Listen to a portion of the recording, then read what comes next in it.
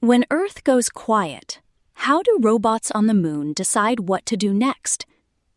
NASA is preparing to send 3 rovers to the moon with a simple directive: figure it out yourselves.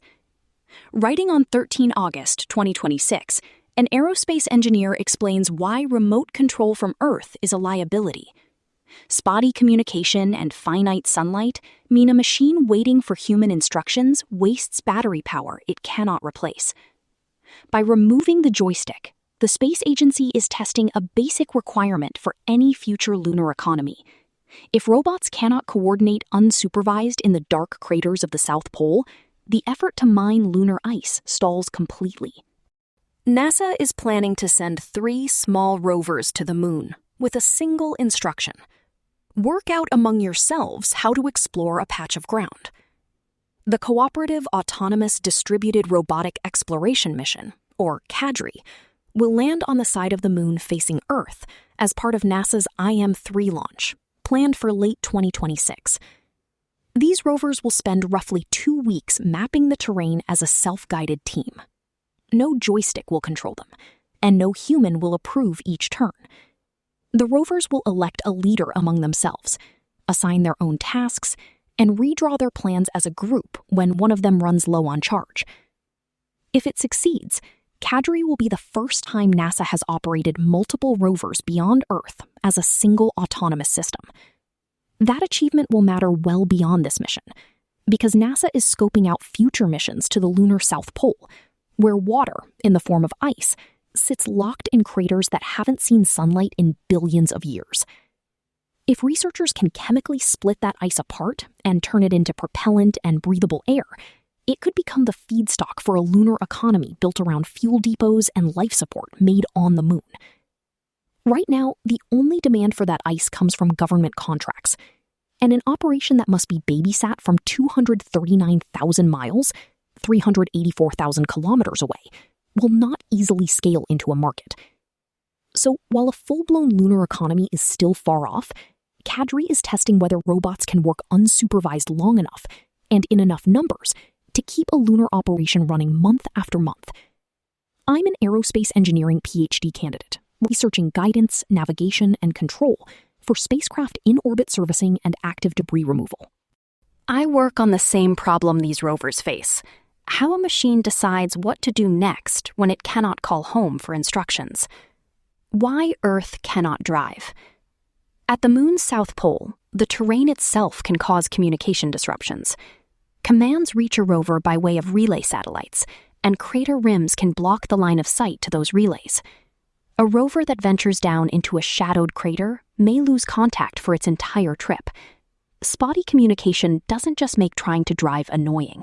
It can cost the rover power it cannot recover. A polar rover runs on a finite illumination budget. Solar panels charge the battery only while the sun is up, and on the moon, sunrise is not a daily event. Night lasts about 2 Earth weeks, and at the poles, only a few ridges stay lit for long stretches.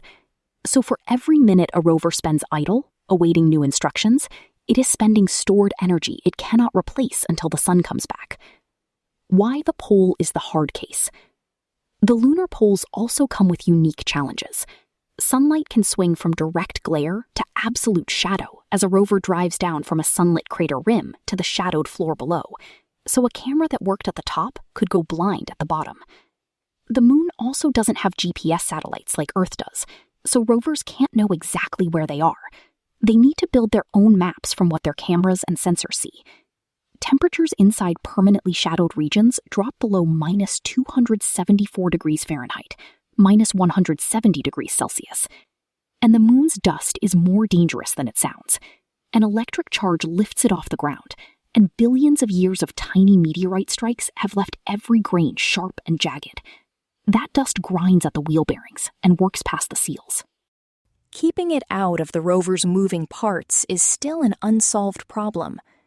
The dust can also film over the camera lenses that navigation depends on, leaving a rover unable to see where it is going or move safely.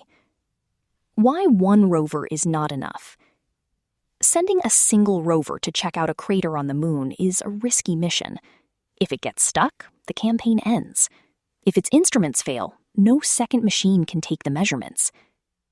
Multi-robot teams distribute that risk and split up the jobs. One rover might carry the sensors and another the drill, while a lander positioned on a sunlit ridge acts as the power and communications hub. Under a communications blackout, a rover team that waits for its commands from Earth has to stop.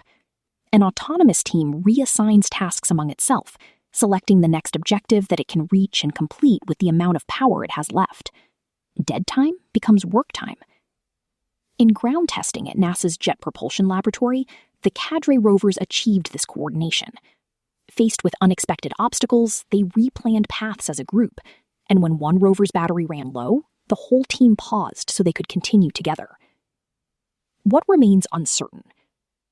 A campaign at the lunar South Pole would need to run for months, and no robot team has yet worked that hard for that long, that far from help. Engineers are developing ways for rovers to navigate without satellite positioning and to make decisions on board, but that software still has to be tested on the surface. Meanwhile, as of mid-August 2026, China's Chang'e 7 mission is waiting at Wenchang, the launch site on Hainan Island in China, with liftoff expected by the end of the year. Its lander, rover, and hopping probe are meant to work at the pole as a team, with the probe built to leap into permanently shadowed craters. If the U.S. wants to keep pace, it will need its own robots that coordinate without supervision. Finally, there is no agreed way for a rover built by one company to hand a task to a tool built by another, or to decide which one works the crater floor first. As autonomous rover teams improve, the groups building them will have to work out those rules. CADRE will tell scientists whether 3 small rovers can reason together on the moon. The harder question is whether a dozen different machines from different builders can do the same thing, reliably, for years.